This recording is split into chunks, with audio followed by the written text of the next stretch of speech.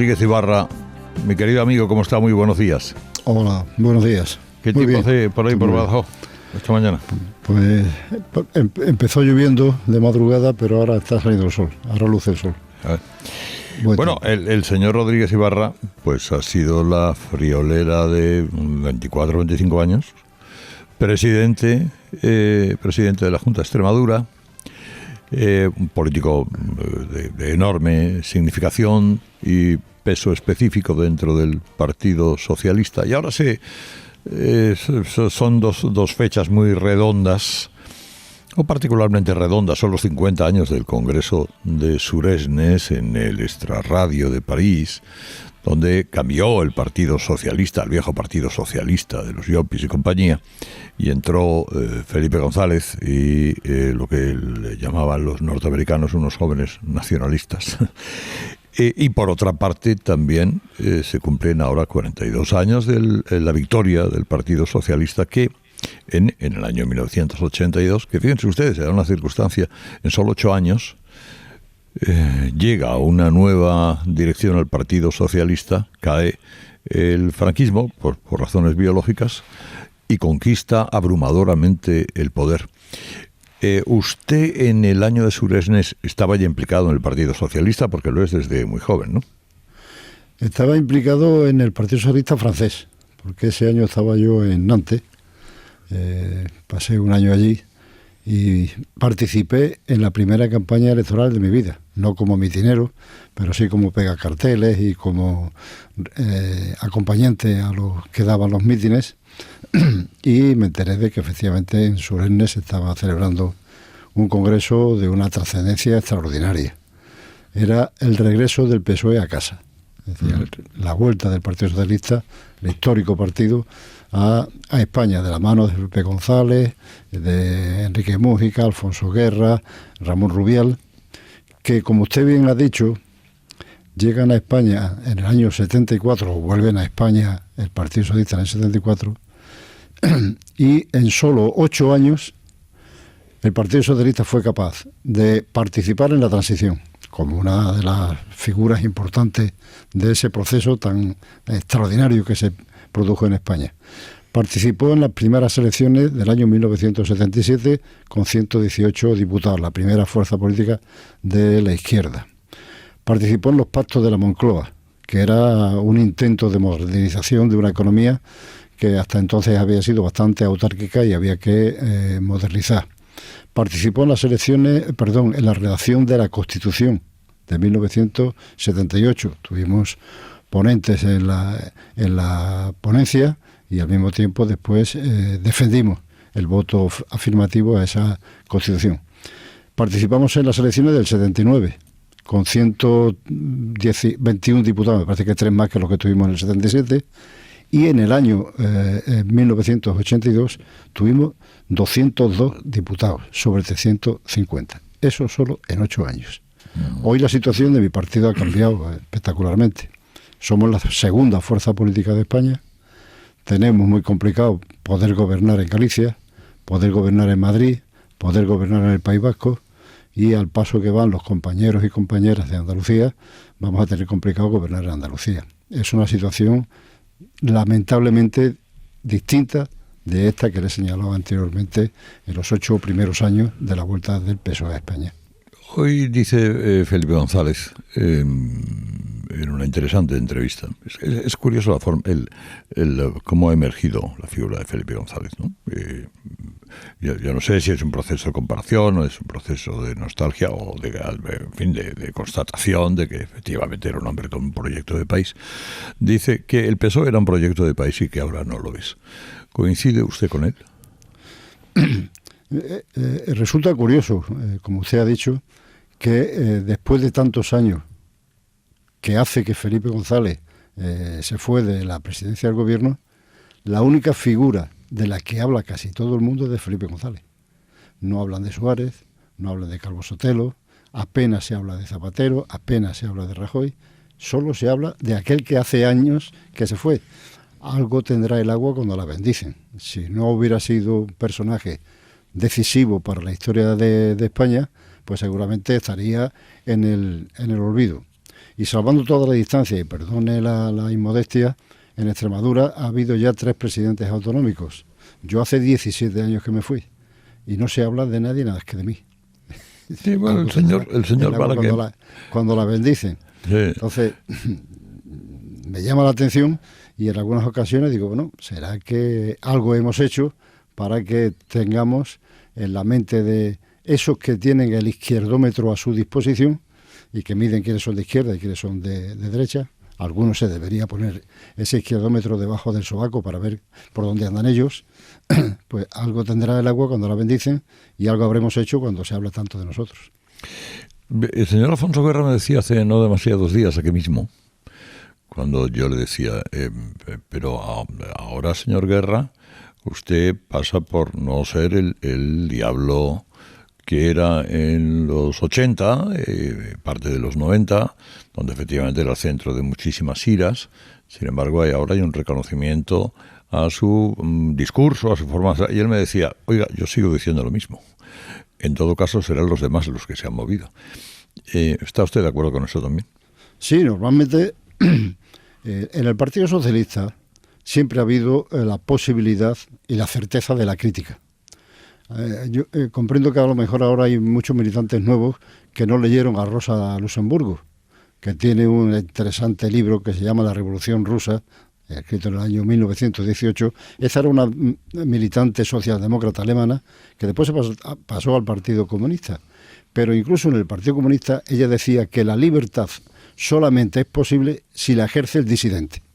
Si solamente la puede ejercer el que está en el poder, entonces no estamos hablando de democracia, sino de la dictadura de la burguesía, de las élites de los partidos. Y en mi partido siempre ha habido la posibilidad y la certeza de la crítica. Y cuando hacemos una crítica al PSOE, no la hacemos para desgastarlo, sino para intentar conseguir que cambie su rumbo y se convierta de nuevo en un partido de mayorías, no en un partido, el segundo partido de España y con la imposibilidad de gobernar en determinados territorios. Lo que queremos, si a mí me importara 3 pepinos el PSOE, yo no estaría aquí hablando ahora con ustedes en mi partido. Estaría tranquilamente sentado en mi casa, desayunando, y allá el Partido Socialista. Pero es que me preocupa muchísimo, porque la suerte de mi partido también tiene que ver mucho con la suerte de España. Si nosotros vamos desapareciendo, nuestro lugar no lo va a ocupar el Partido Popular, que por lo menos sería una garantía de que había un partido de ámbito estatal encargándose de los asuntos de España. No, los huecos que nosotros dejamos los ocupa el Bloque Nacionalista Gallego en Galicia, lo ocupa Bildu en el País Vasco, lo va ocupando gente que haría ingobernable al país. Y por eso me preocupa tanto la suerte de mi partido, como la suerte del Partido Popular. Me preocupan esos dos. Y me preocupa cuando, a través de 1, 2, 3 o 4 personas, se desautoriza a todo el partido. Porque en el Partido Socialista, como en el Partido Popular, hay 2 caras. La cara visible, que representa el novio de Ayuso, Ábalos en el PSOE, etcétera, y después hay una cara oculta, que no se ve, pero que es la que mantiene las esencias de los partidos. Si destrozamos esos 2 partidos, y hay veces que el uno va contra el otro y el otro contra el uno, si destrozamos esos 2 partidos, ¿qué queda? Lo que quedarían serían pequeños partidos regionalistas, nacionalistas, independentistas, populistas, y a ver quién es el guapo que se responsabiliza de la suerte de nuestro país. Y por eso yo estoy tan preocupado con que mi partido no pierda comba, no por ganar o perder elecciones, sino simplemente porque nuestro espacio no sea ocupado por aquellos que serían incapaces de hacer una España fuerte. En las ejecutivas del Partido Socialista, y usted las ha conocido, se cuenta o se dice que siempre había, no diré que una feroz discusión, pero sí una crítica, un cambio de impresiones, en ocasiones de impresiones que eran particularmente divergentes. ¿Eso usted cree que existe ahora en la ejecutiva del PSOE de su partido? Pues da la sensación de que no. Da la sensación de que la crítica ha desaparecido como consecuencia de un sistema perverso, que es la elección de los dirigentes del partido por un sistema de primarias. El secretario general que sale elegido por un sistema de primarias, es decir, le ha elegido la base, no tiene órganos intermedios que hagan posible la contraposición de poderes, porque como a mí me ha elegido la base, yo respondo ante la base, y como la base no tiene por costumbre reunirse cada semana, pues entonces el secretario general hace aquello que cree que debe hacer sin encomendarse ni a Dios ni al diablo.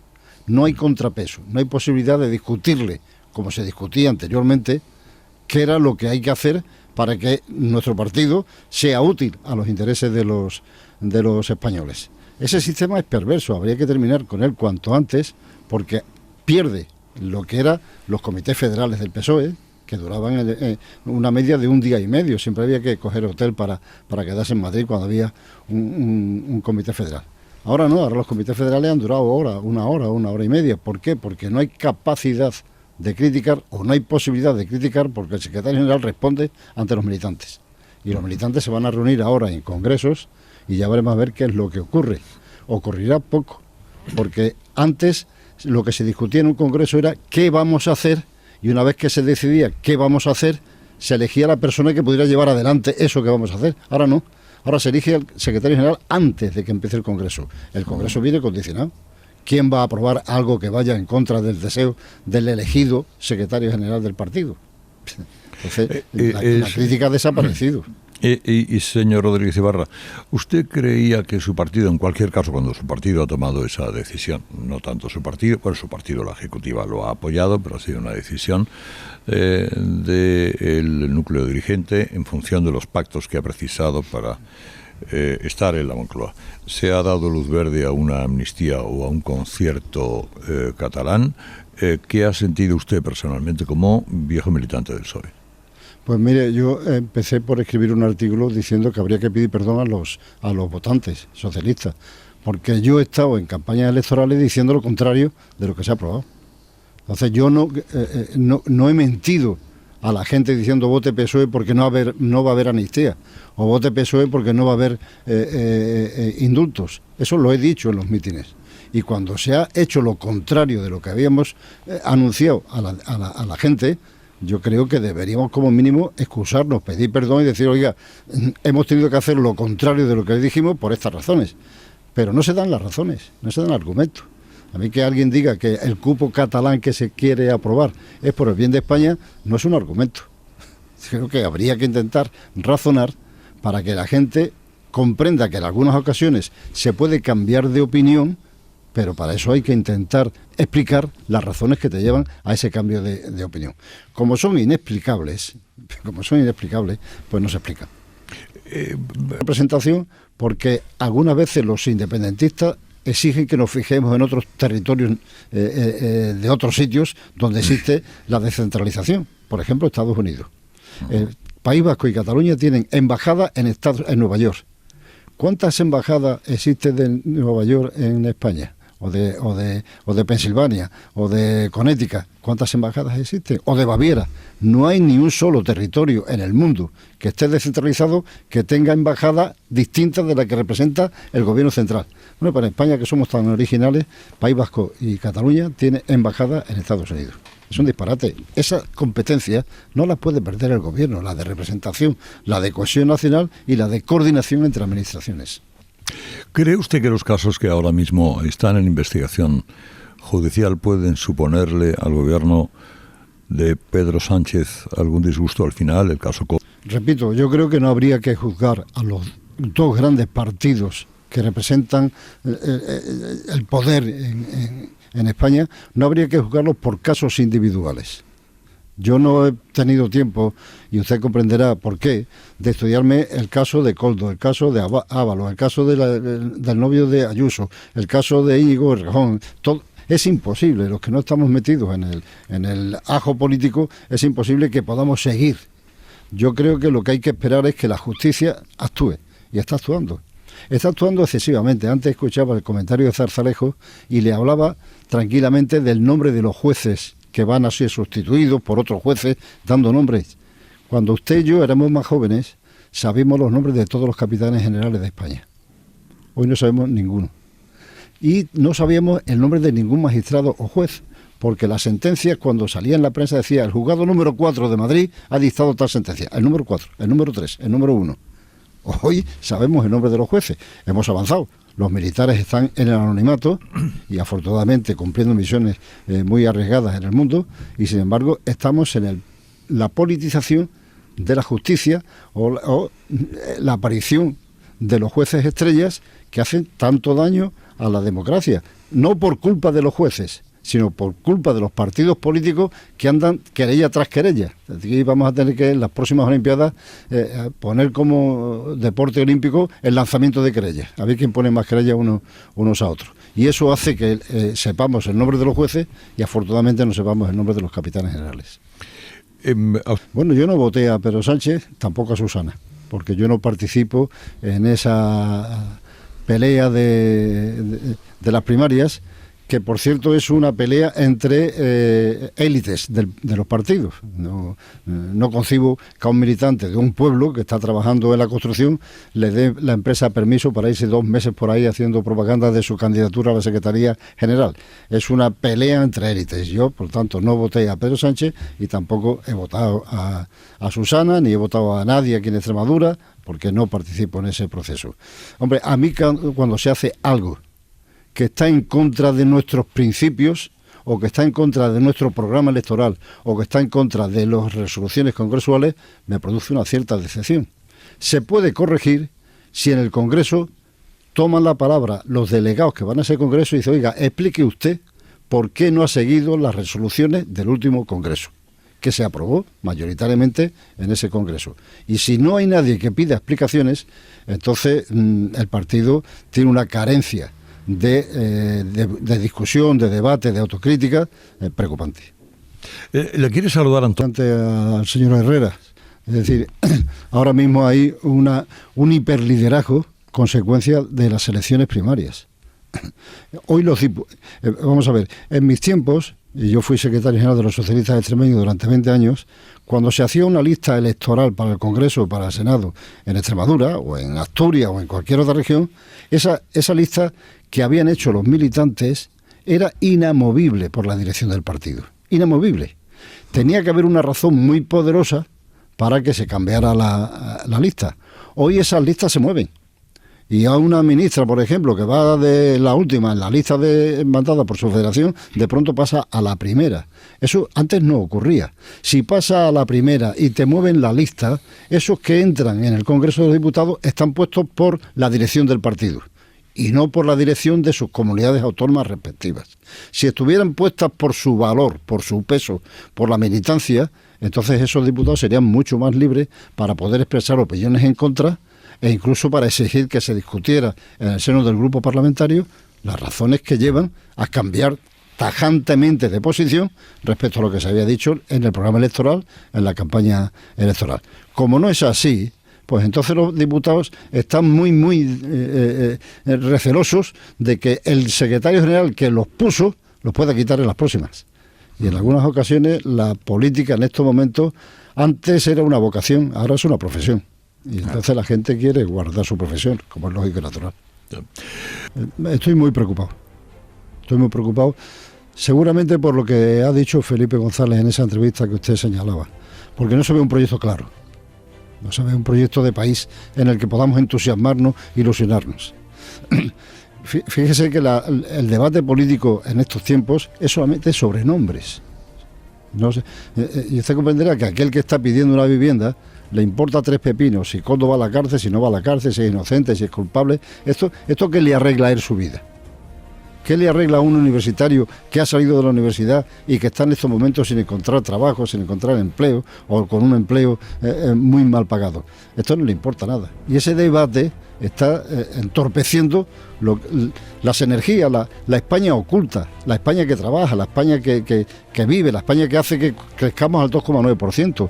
No es solamente gracias a los gobiernos. La España que crece al 2,9% es gracias a usted, gracias a gente que está trabajando. Y gracias a eso podemos mantener una situación que, repito, desilusiona a mucha gente porque no somos capaces de seguir el ritmo de los sucesos que van ocurriendo con nombres y apellidos. A mí, que condenen a uno, condenen a otro, no me preocupa mucho, porque eso no va a arreglar el problema de la vivienda de los jóvenes.